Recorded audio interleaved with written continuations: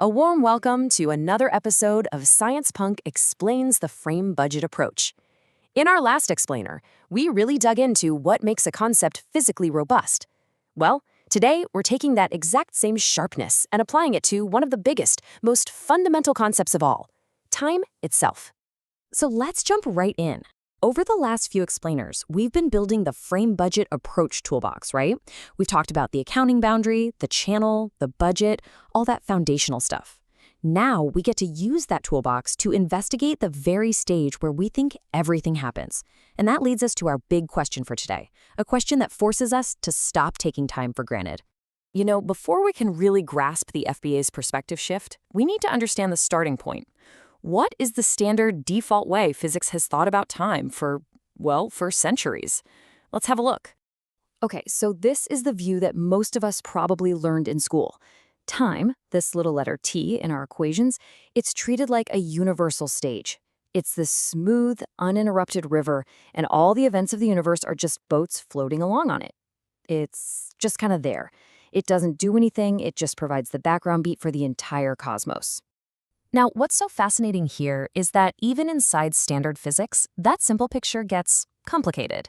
You had Newton, who imagined this one single master clock for the whole universe, ticking away the same for everybody. But then Einstein came along and showed us that, nope, time is relative. My clock can tick differently than your clock, all depending on how fast we're moving or how strong the gravity is. But even in relativity, time is still a kind of pre-existing coordinate, a dimension of space-time. It's still the stage. It's just that the stage itself can now stretch and warp. And this is where the frame budget approach does something pretty radical. It takes that whole idea of a pre-existing stage and completely flips it on its head. The FBA doesn't start with time flowing and causing change. No, it starts with change itself. And it argues that change is what makes the order we call time readable in the first place. This quote just nails the core idea. Let that sink in for a second. Time isn't just flowing along. Instead, a real physical change happens. This creates a new state that is observably different from what came before. And it's the sequence of these distinct states, the succession, that gives us an order. That order is what we experience and measure as time. So here's the logical chain, and it's absolutely crucial.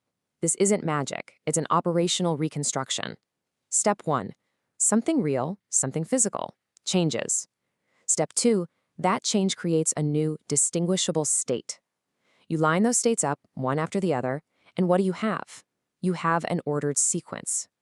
The FBI's big claim is that this readable order is time. Time emerges from the process of things happening. Now, to make sure this powerful idea isn't just some vague philosophical statement, the FBI gives us two very specific operational tools. They give us a language to talk about this step-by-step evolution, so let's see how they work.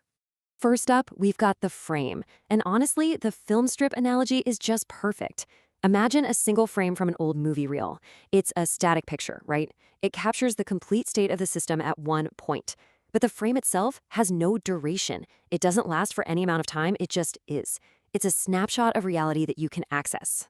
So what gets you from one frame to the next? That would be a minimal event. And this is truly the heart of the concept. A minimal event isn't just any small change. It is the smallest distinguishable change possible. It's the fundamental unit of differentness, if you will. It's that one single click of the universe's counter that moves you from frame n to frame n+1. Anything less than a minimal event is, by definition, just more of the same. And this slide from the FBA's own foundational work is so important to remember. It's telling us that frames and minimal events aren't some grand metaphysical claims about the ultimate nature of reality. They're operational tools. They're a precise language for doing the bookkeeping, for counting change. The FBA isn't saying the universe is a film strip. It's saying that describing it this way lets us build a robust physics. So this is the real punchline. When we're counting, frame 1, frame 2, frame 3, that index, the 1, 2, 3, it isn't counting seconds. It's counting updates. It's counting how many minimal events have actually happened. Time, as we know it from our clocks, becomes an emergent property. It's what you get when you add up all these discrete, budget-constrained changes. Okay, let's pull all this together for a moment. By literally inverting the relationship between time and change, the FBA forces us to ask completely new kinds of questions. We're not asking about the nature of some pre-existing river of time anymore. We're asking about the rules that govern change itself. So, let's recap. We started with the standard view of time as this smooth, passive background.